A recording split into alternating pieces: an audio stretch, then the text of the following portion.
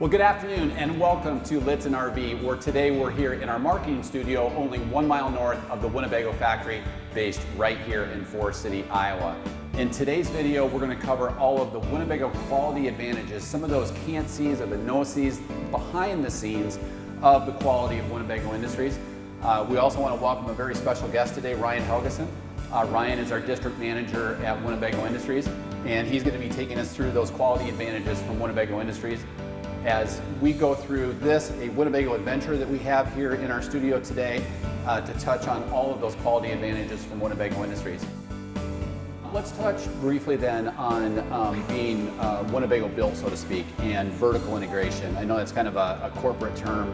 Yep. Touch on what it means. You mentioned how Winnebago built a lot of their parts already, but maybe go into a little bit more detail on that. Yeah, you know, there isn't a certain exact percent because when we're dealing with B vans, you know, the broad range of motorhomes that we create out there, there's a broad range of them, but roughly, so to speak, there's about 60 to 70% of what you see for parts on one of our motorhomes, give or take, I guess, we are building in-house. And that's what vertical integration basically means, is we're drawing from resource activities, different parts of our company to build the parts and then ultimately add those parts to the finished product, right?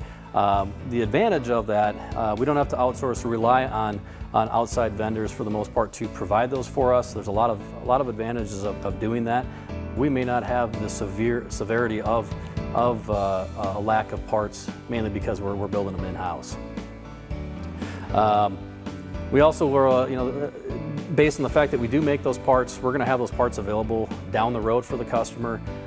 So, you know, I've seen when I first started Winnebago, there was a customer that sent us a letter just basically explaining how pleased she was with the fact that her 1985 Chieftain needed, you know, somewhere in the ballpark of 50 some parts, and we were able to actually go into the warehouse, grab some of those molds or dies or whatever, and recreate a majority of those parts for that customer, and she was just very, very pleased with that, obviously.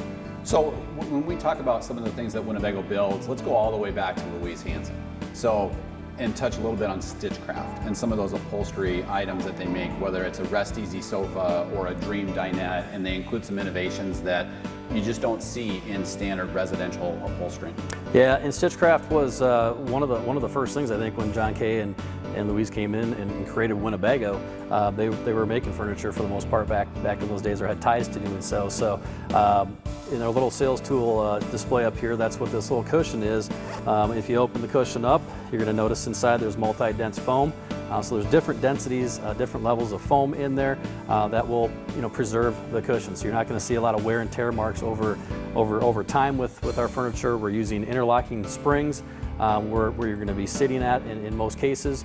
So we're kind of adopting the residential standards in terms of our furniture for the most part across the board with everything. So very, very important factor for us, I should say. But we also have a lot of different designs. So we were one of the first ones to come out with the extendable sectional sofa, which is a very innovative sofa that created a lot more room for the average RVer.